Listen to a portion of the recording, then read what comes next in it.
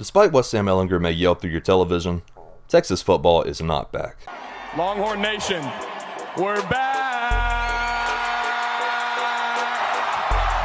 The 2010s was a rough decade for Longhorn fans. Texas flipped through 3 coaches and not one delivered a Big 12 Conference Championship win during that time. To make it worse, Texas only had one 10-win season in the last decade. That's a long time for a storied program like this one. This is like a man walking on the moon. Never before. Oh my Lord! Oh! Bevo! Oh! Can live television get better than that? No! In 2019, the Longhorns rounded out the last year of the decade with an 8-5 season record, which is insane because it's the University of Texas. They have so much money that they literally pay Matthew McConaughey to be a glorified babysitter for students, or something like that. All right. And let's not forget they're located in the best state in America for recruiting. This is a program that was once a regular contender for the national championship and won its fair share in the past. But now, Texas is a decaying shell of its former self. So what happened? How did we get here? And how does it get fixed? Some answers to those questions may be found in the past. It stuffs the run. 2nd down and 10 at the 49. They run it again. Flea flicker. Hurts. Wide open. CD in space. CD Lamb still running. Into corner. CD for the TD. 51 yards. In the 2000s, Texas was exactly what Texas is supposed to be. Had some great ups, a few minor disappointments, but overall delivered. In the 2005 season, head coach Mack Brown and his prolific quarterback / runner-up Heisman, Vince Young, led the undefeated Longhorns to a national championship title over the top-ranked USC Trojans in the 2006 Rose Bowl.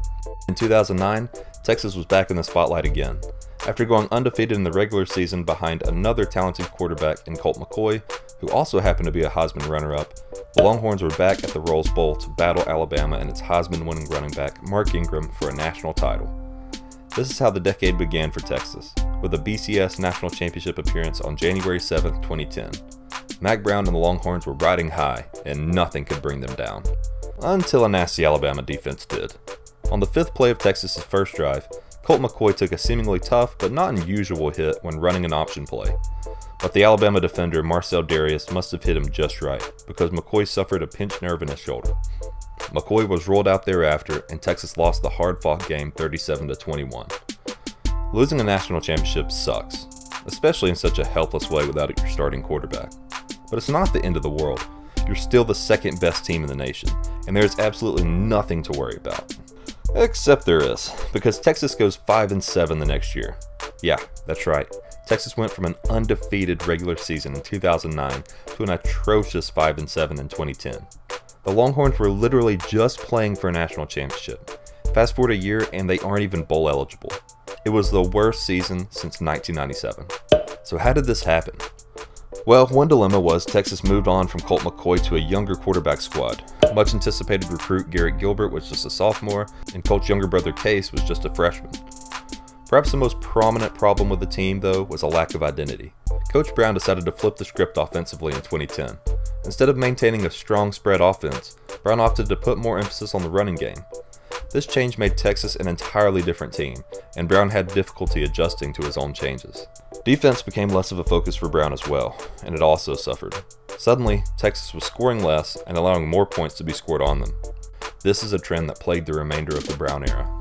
On top of that, Brown missed out on recruiting 2 future Heisman winners in Robert Griffin III and Johnny Manziel, who both went on to have plenty of success at other Texas schools. This would come back to hurt Texas. In 2011, Texas went 8-5 with an embarrassing 48-24 loss coming to RG3 and the Baylor Bears to close out the regular season. The following week, Griffin would win the Heisman. In 2012, Texas seemingly took another step in the right direction, going 9-4 on the season.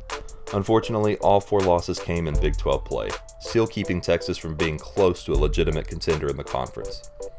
2013 would be the straw that broke the camel's back. Or should I say bull? Steer? I don't really know the difference in cows and stuff, or if there even is one.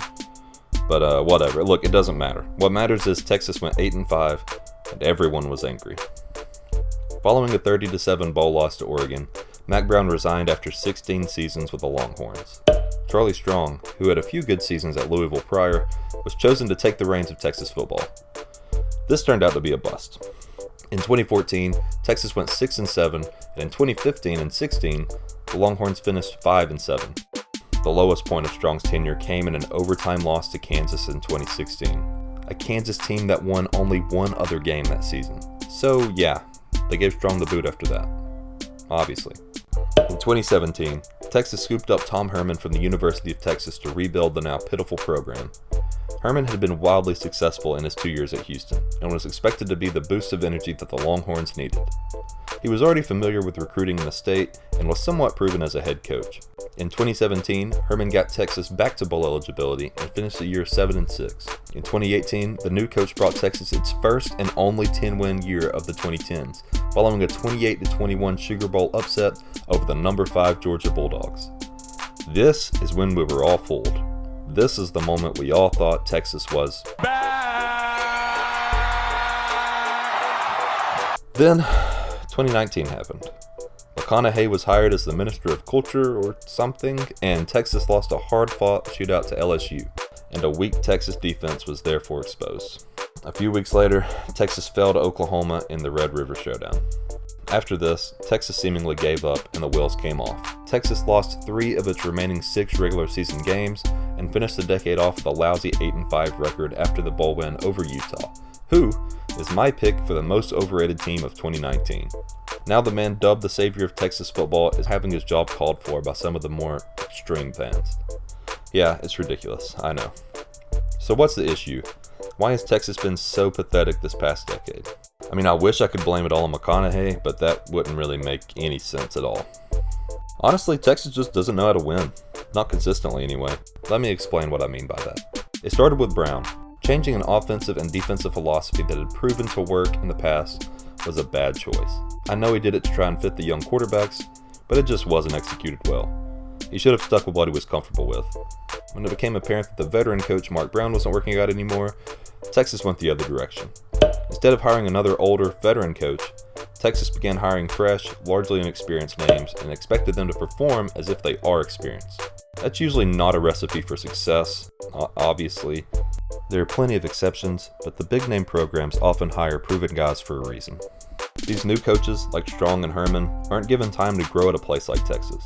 When you hire young guys like this, you have to understand the undertaking that comes with that. They have to find their footing, their identity, their philosophy. It takes time, and if you don't believe that, go look at Saban's records before he developed his process. Don't get me wrong, I'm not saying they should have held on to Strong. I didn't believe he was a great fit from the get-go, and I don't know that Herman will prove to be the right fit either. Regardless though, those guys aren't really the issue. The issue is this administration's lack of vision. Hiring young guys and building them up is fine, but you have to build it with them, not just sling them to the side and hire somebody else when it doesn't work out immediately. Texas should have spent whatever it took to pull Saban out of Tuscaloosa when he was still possibly interested in the early 2010s, or went after a similarly proven coach. Now, Texas has Herman, which is fine, but it's only going to work if Texas works with him. If the school isn't willing to do that, then just fire him and throw money at someone who has shown the college football world they know what they're doing. Until one of those two things happen, Texas will never be back.